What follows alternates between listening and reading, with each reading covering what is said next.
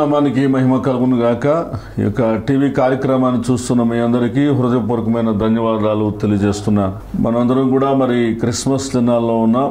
మరి క్రిస్మస్ పండుగను మనందరం కూడా సంతోషంగా జరుపుకోవాలని మనం ఆశిస్తూ ఉంటాం. ఎవరు నిజమైనటువంటి క్రిస్మస్ పండుగను జరుపుకోగలుగుతారు? ఈరోజు మనకి ధ్యానాంశం, ఎవరు నిజమైనటువంటి క్రిస్మస్ పండుగను జరుపుకోగలుగుతారు? సహజంగా మనం బైబిల్ గ్రంథంలో కనుక మనం చూసినట్లయితే మరి క్రిస్మస్ పర్వదినం అనేది చాలా గొప్ప దినంగా కనపడుతుంది. ఆనాడు మరి అవాదాములు దేవునికి వ్యతిరేక పాపం చేసినప్పుడు మరి స్త్రీ గర్భమున పుట్టినటువంటి శిశువు ద్వారా మానవునికి పాప విమోచన కలుగుతుంది అని మరి ఆదికాండం 3వ అధ్యాయం 15వ వచనంలో రాయబడి ఉన్నట్లుగా యేసుక్రీస్తు ప్రభువారు స్త్రీ సంతానంగా పుట్టాలి అని ఆనాడు మోషే ప్రవక్త ద్వారా రాయబడినటువంటి లేఖనాన్ని నెరవేర్చడానికి యేసుక్రీస్తు ప్రభువారు ఈ లోకానికి వచ్చాడు. ఆయన పరిశుద్ధుడిగా ఈ భూమి మీద జీవించాలి అని దావీదు భక్తుడి ద్వారా పలికినటువంటి ప్రవచనాన్ని నెరవేర్చడానికి ఆయన ఈ భూమి మీదకు వచ్చాడు. కన్యక గర్భమున జన్మించాలి అని యెషయా ప్రవక్త ప్రవచించినట్లుగా ఆయన ఈ భూమి మీదకు వచ్చాడు. మీకా ప్రవక్త ప్రవచించినట్లుగా ఆయన బెత్లెహేములోనే జన్మించాలి అని వాక్యమును నెరవేర్చడానికి ఆయన ఈ భూమి మీదకు వచ్చాడు. ప్రవక్తల యొక్క లేఖనాలను నెరవేర్చడానికి ఆయన ఈ భూమి మీదకు వచ్చాడు. ఎవరి జీవితంలో నిజమైనటువంటి క్రిస్మస్ ఆనందాన్ని జరుపుకోగలుగుతారంటే ఎవరి జీవితంలో అయితే పరిశుద్ధ గ్రంథంలో ఉన్న రాయబడి ఉన్నటువంటి మాట వారి బ్రతుకులో నెరవేరుతుందో వారి జీవితంలోనే వారు నిజమైనటువంటి క్రిస్మస్ను జరుపుకోగలుగుతారు. నీకు లేఖనాలు బాగా తెలియవచ్చు, నువ్వు లేఖనాలను బాగా చదువుతుండవచ్చు, కానీ లేఖనాలను నీవు క్రియారూపకంగా నీ జీవితంలో చూపించినప్పుడు నీ జీవితంలో నీవు నిజమైనటువంటి క్రిస్మస్ ఆనందాన్ని జరుపుకోగలుగుతావు. మరి మరియను కనుక మనం చూసినట్లయితే మరియా క్రిస్మస్ ఆనందాన్ని జరుపుకుంటుంది. ఆమె చెప్తుంది, నా రక్షకుడైన నా దేవుని యందు నేను ఆనందిస్తున్నాను అని. లోకాసువార్త 1వ అధ్యాయము 48వ వచనం, నా ఆత్మ నా రక్షకుడైన దేవుని యందు ఆనందించెను అని చెప్తుంది. మరియా యేసుక్రీస్తును గర్భం ధరించడం ద్వారా ఆమె నిశ్చయంగా సంతోషిస్తున్నాను అని ఆమె చెప్తుంది. ఎందుకంటే ఆమె యేసు ప్రభుని గర్భం ధరించడం మాత్రమే కాదు, ఆమె యొక్క హృదయంలో పరిశుద్ధాత్మ దేవుడు ఉన్నాడు. ఆమెకు పరిశుద్ధాత్మ దేవుడు తోడుగా ఉన్నాడనే నమ్మకం ఆవిడికి ఉంది. పరిశుద్ధాత్మ దేవుడు ఆమెను నడిపిస్తున్నాడు అనేటువంటి విశ్వాసం ఆమె మనస్సులో ఉంది.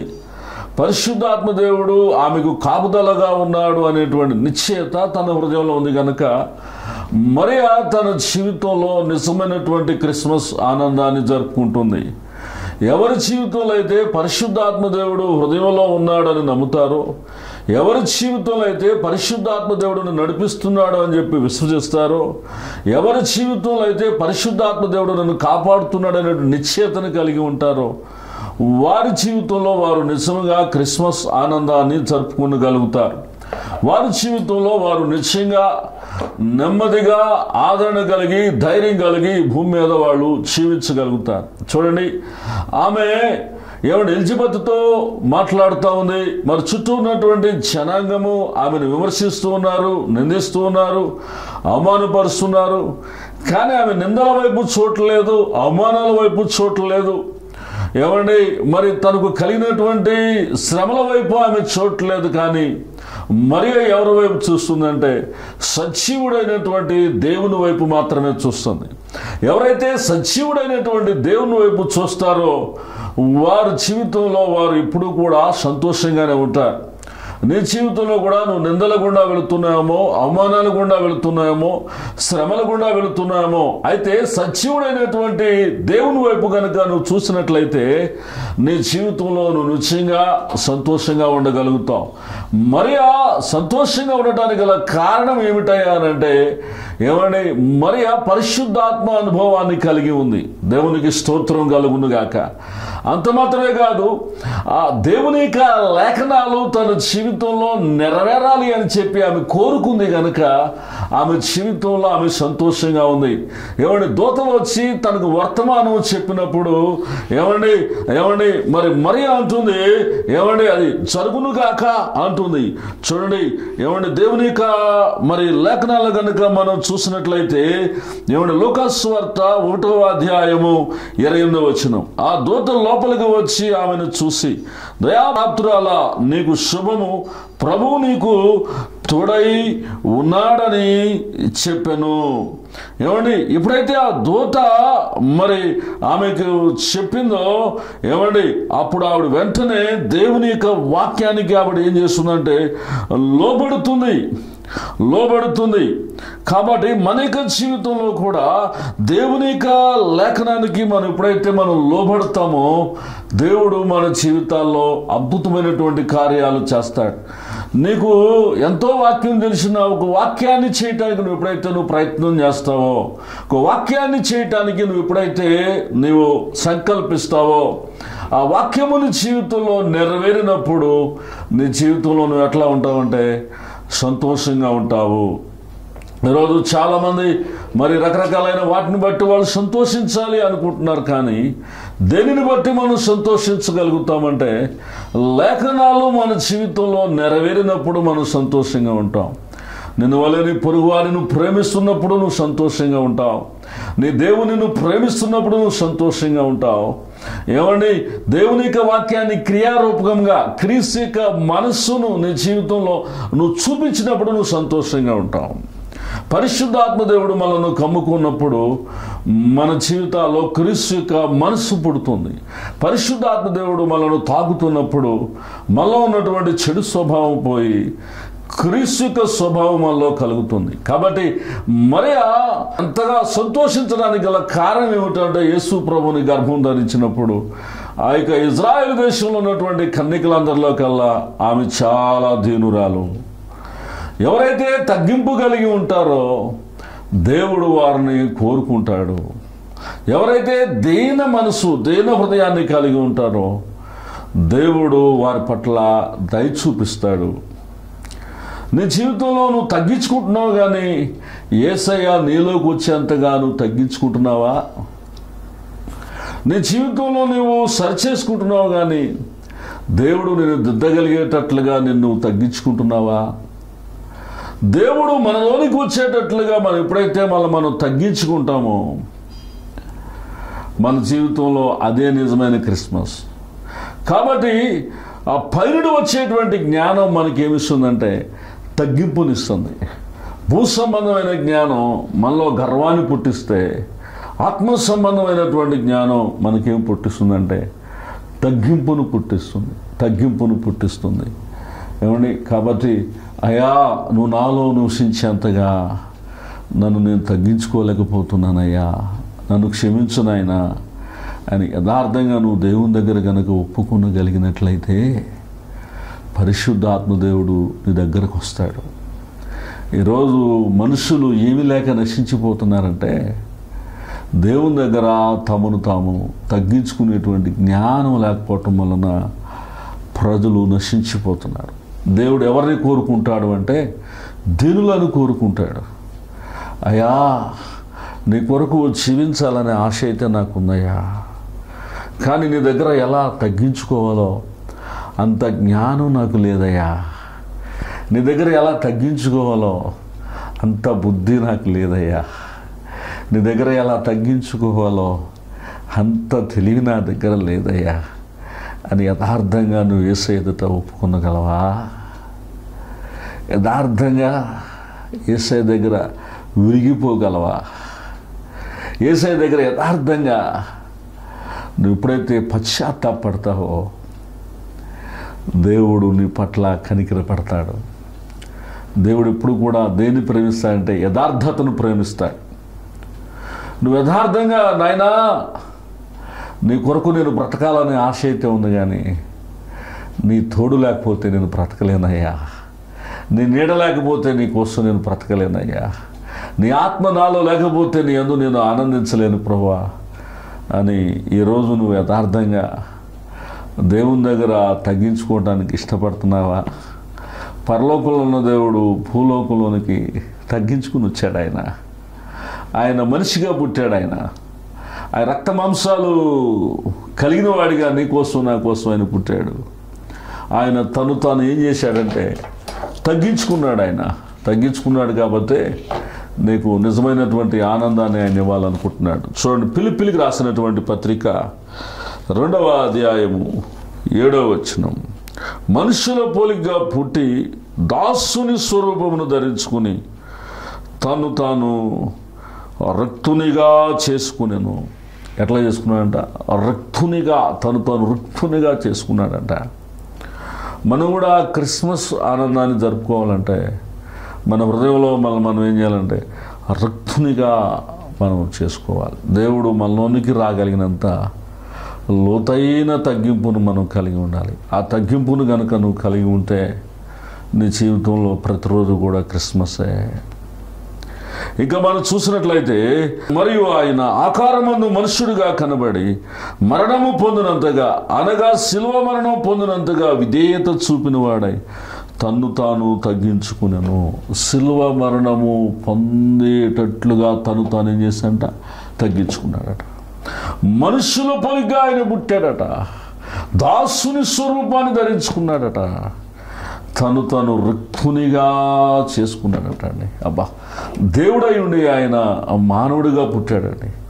ఈ భూమి మీద మనిషి దేవుణ్ణి చూడాలని ఆయన మానవుడిగా మార్చబడి వచ్చాడు. యేసుప్రభులో ఉన్న ప్రేమ, యేసుప్రభులో ఉన్న తగ్గింపు, యేసుప్రభులో ఉన్న విధేయత, విశ్వాసం మనం కూడా చూస్తే, మనలో కూడా కనపరిస్తే, మనలో కూడా ఇతరులు ఎవరు చూడగలుగుతారంటే దేవుని చూడగలుగుతారు. ఫిలిప్ అన్నాడు యేసుప్రభుని, అయ్యా మాకు తండ్రిని చూపించు అన్నాడు. తండ్రిని చూపించు అంటే యేసుప్రభు ఏమంటున్నాడు తెలుసా? చూడండి, యోహాను సువార్త 14వ అధ్యాయము 9వ వచనం. యేసు పిలుపు, నేను ఇంతకాలం నీ యొద్ద నుండినను, నీవు నన్ను ఎరగవా? నన్ను చూసిన వాడు తండ్రిని చూచున్నాడు గనుక తండ్రిని నాకు కనపరచమని ఎలా చెప్తున్నావు? తండ్రి యందు నేనును, నా యందు తండ్రి ఉన్నామని నువ్వు నమ్మటలేదా? నేను మీతో చెబుతున్న మాటలు నా అంతటి నేనే చెప్పటలేదు. తండ్రి నా యందు నివసించుచు తన క్రియలు చేయుచున్నాడు. నన్ను చూసిన వాడు తండ్రిని చూసినట్టే, నన్ను చూసిన వాడు దేవుని చూసినట్లే. యేసు ప్రభులో ఉన్న ప్రేమ, యేసు ప్రభులో ఉన్న తగ్గింపు, యేసు ప్రభులో ఉన్న గుణగణాలను గనుక మనం కలిగి ఉన్నట్లయితే మనలో అనేక మంది క్రీస్తును చూడగలుగుతారు. అనేక మంది నిజమైనటువంటి క్రిస్మస్ పండుగను జరుపుకోగలుగుతారు. ఈరోజు చాలామందిలో కనుక మనం చూసినట్లయితే యేసుక్రీస్తులాగా తగ్గించుకోవాలని ఎవరు కూడా కోరుకోవట్లేదు, కానీ దేవుణ్ణి నాలో గుర్తించాలి అని చాలామంది కోరుకుంటున్నారు. దేవుణ్ణి నీలో గుర్తించాలి అని అంటే నువ్వు తగ్గించుకోవటం నేర్చుకోవాలి. మదర్ తెరీసా దేవుని సన్నిధిలో ప్రార్థన చేసింది. కలకత్తాలో ఒక ఆశ్రయమని కట్టాలన్నప్పుడు ఆమె ధనవంతుడి దగ్గరికి, ఒక బ్రాహ్మణుడి దగ్గరికి వెళ్ళింది. దేవుడు చూపించాడు వెళ్ళమన్నప్పుడు వెళ్ళింది. ఆ బ్రాహ్మణుడికి క్రైస్తవురాలంటే ఆయనకి చాలా అసహ్యం. కానీ ఆమె, అయ్యా మరి ఈ కలకత్తా నగరంలో ఒక ఆశ్రయం కట్టాలనుకుంటున్నాను, ఏమైనా మీరు సహాయం చేయగలరా అని ఆమె దీనంగా అడిగినప్పుడు ఆయనకు క్రైస్తవుల మీద ఉన్నటువంటి కోపాన్ని బట్టి ఉమ్మేశాడు ఆమె మీద. ఉమ్మేసినప్పుడు ఆవిడ ఏం చేసిందో తెలుసా? ఉమ్మును ఆమె తుడి చేసుకుని, అయ్యా నేను క్రైస్తవురాలైనందుకు ఈ ఉమ్మును నాకు ఇచ్చావు, పేద ప్రజలకు సహాయం చేయడానికి నీ దగ్గర ఏమైనా ఉన్నదా అని మళ్ళా ఆమె తగ్గించుకుని అడిగినప్పుడు ఆ బ్రాహ్మణుడు ఆశ్చర్యపోయాడు. ఎంత తగ్గింపు ఉంటే ఈ మనిషి మళ్ళా నన్ను అడుగుతోంది ఉమ్మేసినప్పటికి కూడా, ఎంత దీనత్వం ఉంటే ఈమె మరలా నేను ఉమ్మేసినప్పటికీ తుడుచుకుని మళ్ళా నన్ను అడగలుగుతుందని ఆ బ్రాహ్మణుడు ఆశ్చర్యపోయాడు. ఆమెలో ఉన్న తగ్గింపును చూసి తన వంతు తానుగా ఆయన సహాయము చేశాడు. క్రీస్తు యొక్క ప్రేమను తాను కూడా తెలుసుకునగలిగాడు. కాబట్టి ఈ దినాలలో మన జీవితాల్లో ఇతరులు ఏమి చూడాలంటే తగ్గింపును చూడాలి. ఆ తగ్గింపు ఎవరు చూపించగలుగుతుందంటే క్రీస్తును చూపించగలుగుతుంది. మదర్ తెరీసా తను తగ్గించుకోవడం ద్వారా బ్రాహ్మణుడికి ఏం చూపించిందంటే క్రీస్తును పరిచయం చేయగలిగింది. మరి నీ ఇంట్లో వాళ్ళ దగ్గర నువ్వు తగ్గించుకోగలుగుతున్నావా? నీ తోబుట్టుల దగ్గర నువ్వు తగ్గించుకోగలుగుతున్నావా? ఏమండి, నయోమి దగ్గర రూతు తగ్గించుకున్నట్లుగా అత్తగారి దగ్గర తగ్గించుకుని అత్తగారికి సేవ చేసి అత్తగారిని పోషించినట్లుగా నీ ఇంటి వారి దగ్గర నువ్వు తగ్గించుకోగలుగుతున్నావా? నీ ఇంట్లో వాళ్ళు ఏమైనా అంటే వారిని మనస్ఫూర్తిగా క్షమించగలుగుతున్నావా? వాళ్ళు ప్రేమించగలుగుతున్నావా? వాళ్ళ కోసం నువ్వు ప్రార్థన చేయగలుగుతున్నావా? చేయలేకపోతే ఇంకా నీ జీవితంలో క్రిస్మస్ పండగ జరగలేదు. క్రిస్మస్ పండగ జరగాలి అని అంటే మన ఇంటి వారిని మనస్ఫూర్తిగా క్షమించగలగాలి, మన ఇంటి వారిని మనస్ఫూర్తిగా మనం ప్రేమించగలగాలి, మనస్ఫూర్తిగా వాళ్ళ క్షేమం కోసం మనం కన్నీళ్లతో ప్రార్థన చేయగలగాలి.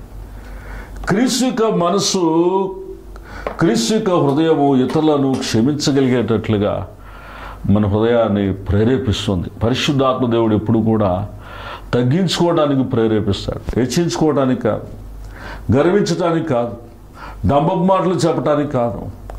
దేవుని పాదాల చెంత నిన్ను నువ్వు నలకొట్టుకునేటట్లుగా, దేవుని పాదాల చెంత నిన్ను వెలకొట్టుకునేటట్లుగా, దేవుని పాదాల చెంత ఏమన్నా నువ్వు నలిగిపోయేటట్లుగా పరిశుద్ధాత్మదేవుడు నువ్వు తగ్గించుకోవటానికి ఆయన ఎప్పుడు కూడా ఏం చేస్తాడంటే ఒత్తిడి చేస్తాడు, ప్రేరేపిస్తాడు. ఎప్పుడైతే నువ్వు తగ్గించుకోగలుగుతావో ఇతరులకు నువ్వు క్రీస్తును పరిచయం చేయగలుగుతావు. నువ్వు తగ్గించుకోకుండా, మరేలాగా తగ్గించుకోకుండా నా జీవితంలో క్రిస్మస్ పండుగ జరగాలంటే జరగదు.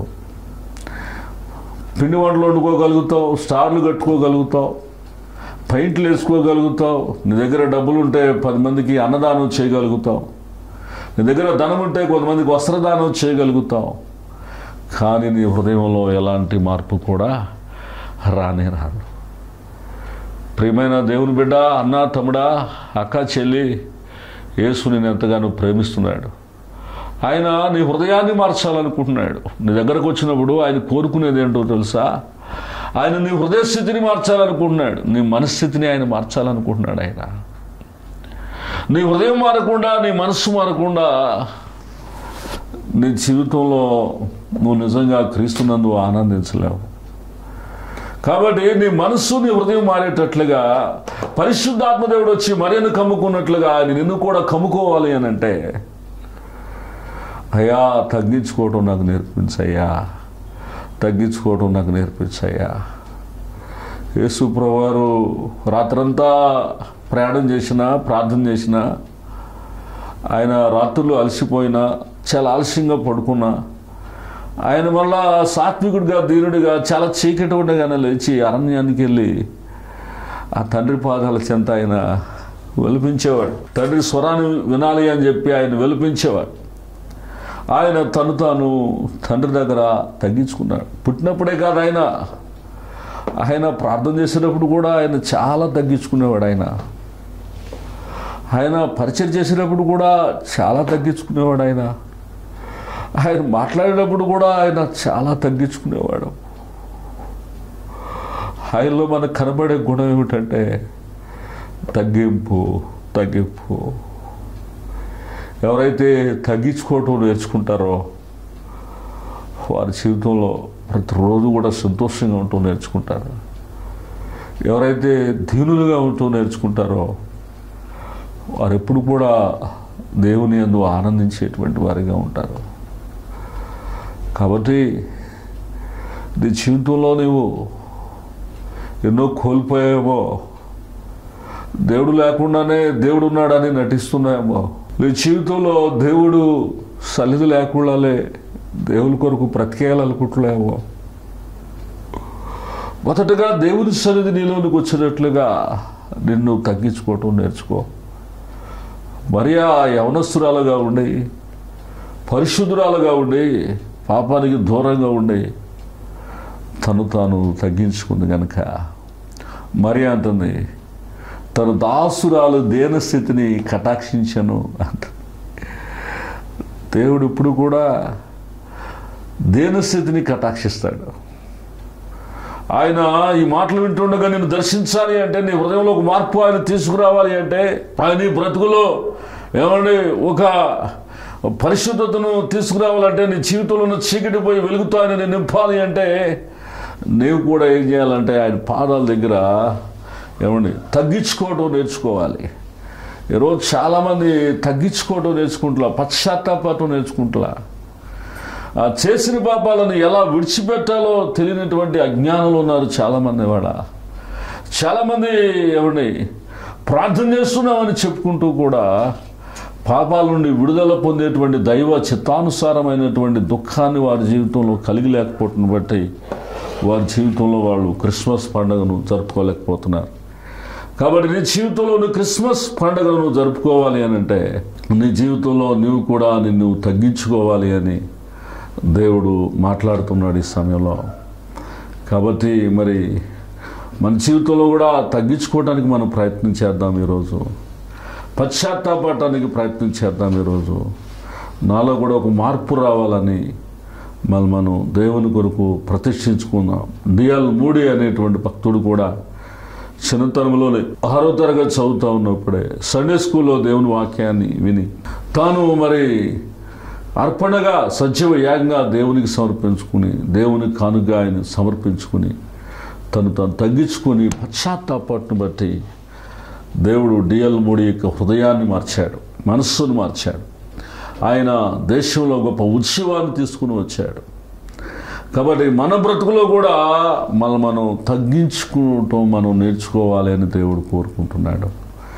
మనం పశ్చాత్తాపం నేర్చుకోవాలి అని దేవుడు కోరుతున్నాడు. ప్రేమైన దేవుని బిడ్డ, నువ్వెక్కడ ఉన్నప్పటికీ క్రిస్మస్ ఆనందాన్ని నువ్వు జరుపుకోవాలి అని అంటే నువ్వు తగ్గించుకోవటం నేర్చుకో. నువ్వు దేవుని సన్నిధిలో పశ్చాత్తాపం నేర్చుకో. నువ్వు దేవుని సన్నిధిలో విరిగిపోవటం నేర్చుకో. దేవుని సన్నిధిలో నలిగిపోవటం నేర్చుకో.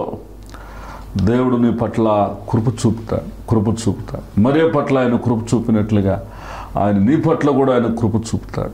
దేవుడు ఎవరి పట్ల అయితే కృప చూపుతాడో వారి జీవితాలు మార్చబడతాయి, వారి మనస్సులు మార్చబడతాయి, వారి బ్రతుకులు మార్చబడతాయి, వారి మరి సమస్యలు కూడా మార్చబడతాయి. వారు అనేకులకు ఎలా ఉండగలుగుతారంటే ఆశీర్వాదకరంగా ఉండగలుగుతారు.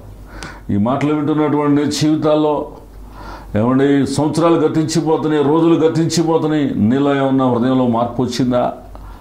మనసులో మార్పు వచ్చిందా? మాటలో మార్పు వచ్చిందా? చూపులో మార్పు వచ్చిందా? హృదయ ఆలోచనలో మార్పు వచ్చిందా? మార్పు రాలేదు అని అంటే ఇంకా నువ్వు దేవునికి చోటు ఇవ్వలేదు అని అర్థం. దేవుడు మనకి హృదయంలోనికి మనసులోనికి వచ్చినప్పుడు మనలో ఏమొస్తుందంటే మార్పు వస్తుంది. ఆ మార్పు ఎలాంటి మార్పుగా అది మనల్ని తీసుకుని వెళ్తుందంటే క్రీస్తు యేసు యొక్క మాదిరి కలిగినటువంటి మార్పులోకి మనం తీసుకుని వెళ్తుంది. యేసుని లోకానికి చూపించగలిగినటువంటి మార్పులోకి అది మనం తీసుకుని వెళ్తుంది. అలాంటి మార్పు కోసం నీవు ప్రార్థించాలి. అది ఆనందం అంటే. నాకు ఈ లోక సంబంధమైన ఇవ్వనైనా, డబ్బులు ఇవ్వనైనా, నాకు వస్త్రాలు ఇవ్వనైనా, నాకు ఇల్లు ఇవ్వనైనా, భూములు ఇవ్వనైనా, నాకు ఆరోగ్యం ఇవ్వనైనా, నాకు భూములు ఇవ్వనైనా, నాకు ఉద్యోగాన్ని ఇవ్వనైనా, ఈ లోక సంబంధమైన అడుగుతున్నావు మంచిదే. అవి దేవుడు నీకు ఇస్తాడు. ఏది అవసరం అది ఇప్పుడు ఏది కావాలో అది నీకు అనుగ్రహిస్తాడు. దానికంటే ప్రాముఖ్యమైన అవసరత ఏమిటంటే నీ హృదయంలో సరైనటువంటి మార్పు కావాలని దేవుడు కోరుకుంటున్నాడు. నీ మనసులో సరైనటువంటి మార్పు కావాలని దేవుడు కోరుకుంటున్నాడు. నువ్వు ఎప్పుడైతే దేవుని పాదాల చెంత నువ్వు తగ్గించుకోగలుగుతావో, పడగలుగుతావు. అయ్యా, తగ్గించుకోవటానికి నాకున్న జ్ఞానం సరిపోవట్లేదయ్యా, తగ్గించుకోవటానికి నాకున్న బుద్ధి సరిపోవట్లేదయ్యా, తగ్గించుకోవటానికి నాకున్నటువంటి తెలివి సరిపోవట్లేదయ్యా అని యథార్థంగా దేవుని దగ్గర ఎప్పుడైతే నువ్వు పశ్చాత్తాపడతావో పరిశుద్ధాత్మ దేవుడు నిన్ను తాకి నీకు అద్భుతమైన జ్ఞానాన్ని ఇచ్చి, నీకు అద్భుతమైనటువంటి తెలివినిచ్చి ఆయన తన సాక్షిగా నిన్ను వాడుకుంటాడు. ఆయన తన సాక్షిగా నిన్ను బలపరుస్తాడు. నేను అనేకులకు ఆశీర్వాదకరంగా దేవుడు చేస్తాడు. దేవుడు నిన్ను నన్ను ఎందుకు పిలిచాడంటే ఆశీర్వాదకరంగా ఉండాలని ఆయన మనల్ని పిలిచాడే తప్ప మనల్ని అంతములైనటువంటి ఆయనకి రాజ్యంలో మనల్ని కూర్చోబెట్టాలని నిన్ను నన్ను ఆయన పిలుస్తున్నాడే తప్ప ఏదో ఈ భూ సంబంధమైనటువంటి తాత్కాలికమైనటువంటి ఆశీర్వాదాలు ఇవ్వటం కోసం ఆయన నిన్ను నన్ను పిలవట్లేదు. చూడు, లూకాసు సువార్త 1వ అధ్యాయము 33వ వచనం. ఆయన యాకోబు వంశస్థులను యుగయుగములు ఏలును, ఆయన రాజ్యము అంతము లేనిదై ఉండునని ఆమెతో చెప్పాను. ఎలాంటి రాజ్యంలోనికి దేవుడు మనల్ని తీసుకుని వెళ్ళాలంటున్నాడంటే అంతము లేనటువంటి రాజ్యంలోకి దేవుడు నన్ను కూడా ప్రవేశపెట్టాలనుకుంటున్నాడు. నరకాగ్ని నుంచి ఆయన నన్ను కూడా తప్పించాలని చెప్పి ఆయన ఈ లోకానికి వచ్చాడు. మానవ జాతికి ఉన్న పాపాన్ని శాపాన్ని నాశనం చేయడానికి, మానవ జాతికి ఉన్న పాపాన్ని శాపాన్ని విరుగుడు కలిగించడానికి ఆయన ఈ లోకానికి వచ్చాడు. అంతములైనటువంటి రాజ్యంలోనికి నిన్ను తీసుకుని వెళ్ళటానికి, అంతములైనటువంటి రాజ్యంలో నిన్ను ప్రవేశపెట్టడానికి ఆయన ఈ లోకానికి వచ్చాడు అనేటువంటి విషయాన్ని నువ్వు మర్చిపోమాక. ఈ భూమి మీద ఉన్నప్పుడు మేలు చేయటానికి కాదు మనకు దేవుడు, ఈ భూమిని విడిచిపెట్టిన తర్వాత కూడా నిత్యము మనం ఆయనతో ఉండేటట్లుగా ఆయన మనకు మేలు చేయటానికి ఆయన ఈ లోకానికి వచ్చాడు. కాబట్టి నీ జీవితంలో నువ్వు క్రిస్మస్ ఆనందాన్ని జరుపుకున్నావా? ఒకవేళ జరుపుకోకపోయినట్లయితే ప్రభు సన్నిధిలో నీ హృదయంలో చోటు. యాయిరు ఇంటికి యేసుప్రభు వెళ్ళినప్పుడు యాయిరుతో అంటున్నాడు యేసుప్రభు వారు, నాకు స్థలం ఇవ్వండి అంటున్నాడు. ఆయన ఒక ఆశ్చర్యమైన కార్యం చేయాలి అని అంటే నీ హృదయంలో ఏం కావాలంటే స్థలం కావాలి. నీకు మనసులో ఏం కావాలంటే స్థలం కావాలి. స్థలం లేకపోతే యేసయ్యా నువ్వు నాలోనికి రా నాయన, యేసయ్యా నన్ను క్షమించు నాయన, యేసయ్యా నన్ను దర్శించయ్యా అని నీ హృదయంలో నువ్వు దేన్నైతే విడిచిపెట్టాలో వాటిని విడిచిపెట్టడానికి మంచి మనసు కలిగి ఉన్నావా? మరి దేవదూతలు గొల్లను దర్శించి సువార్తను ప్రకటించినప్పుడు ఆ యొక్క గొల్లలందరూ కూడా ఏం చేశారంటే వారికి విలువైనటువంటి గొర్రెలన్నింటినీ విడిచిపెట్టి వచ్చారు. వారికి గొర్రెలు ప్రాణాధారం, పోషణాధారం, వారి ఆస్తి, వారి సంపద, వారికి విలువ అదే. కానీ లోకరక్షకుడు యేసు ప్రభువును చూడటం కోసం వాళ్ళు వాటిని విడిచిపెట్టి వచ్చారు. నువ్వు కూడా ఈ లోకంలో దేన్నైతే ఎక్కువగా ప్రేమిస్తున్నావు నువ్వు దాన్ని విడిచిపెట్టి నువ్వు యేసు దగ్గరకు వచ్చినట్లయితే యేసయ్య తాను నీకు ప్రత్యక్షపరచుకుంటాడు. ఈ లోక సంబంధమైన వాటికి విలువిస్తున్నావా? క్రీస్తుకు నువ్వు విలువిస్తున్నావా? జ్ఞానులు కూడా వారి దేశాన్ని, వారి జనాంగాన్ని, వారికి ఉన్న ఆస్తిపాస్తులు అన్నింటినీ కూడా విడిచిపెట్టి యేసు ప్రభువును చూడటానికి వాళ్ళు వచ్చారు. కాబట్టి నీవు కూడా ఈ లోక సంబంధమైనటువంటి ఆధిక్యతలను, ఈ లోక సంబంధమైనటువంటి సంపదలను, ఈ లోక సంబంధమైన గౌరవాలను నువ్వు ఎప్పుడైతే విడిచి యేసును చూడటానికి వస్తావో ఆయన నీకు ప్రత్యక్షమవుతాడు. ఈ లోకాన్ని కాక దేవుణ్ణి ఎవరైతే ప్రేమిస్తారో వారికి దేవుడు తాను ప్రత్యక్షపరచుకుంటాడు. కాబట్టి నీ జీవితంలో నువ్వు నిజంగా నువ్వు సంతోషించాలంటే నువ్వు విడిచిపెట్టాల్సినటువంటి పాపాన్ని విడిచిపెట్టేసేయి, నువ్వు విడిచిపెట్టాల్సినటువంటి లోకాన్ని విడిచిపెట్టేసేయి, నువ్వు విడిచిపెట్టాల్సినటువంటి శరీర కోరికలను విడిచిపెట్టేసేయి.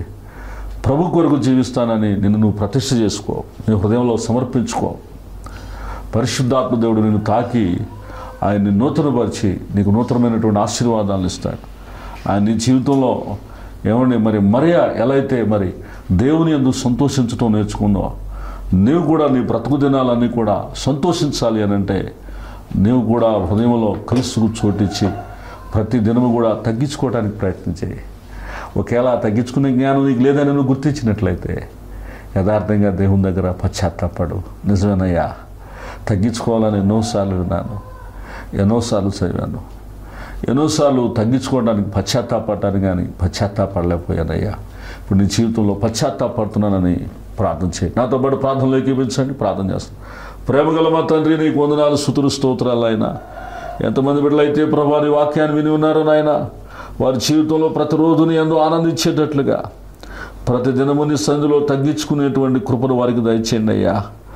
ప్రతి దినము నీ సన్నిధిలో నాయన మొరపెట్టే జ్ఞానాన్ని వారికి దయచేయమని, ప్రతి ఒక్కరు కూడా నేను నిజమైన క్రిస్మస్ ఆనందము మరిలాగానే ఎందు ఆనందించే జీవితాన్ని వారు కలిగి ఉంటానికి కూడా కృప చూపించమని, మారుమనసు లేని వారందరికీ మారుమనసు, రక్షణ లేని వారందరికీ రక్షణ, స్వస్థత లేని వారందరికీ స్వస్థతలు దయచేయమని యేసు శక్తిగల నామమున మిక్కిలి వినయముతో ప్రార్థన చేయుచున్నాము తండ్రి. ఆమేన్, ఆమేన్.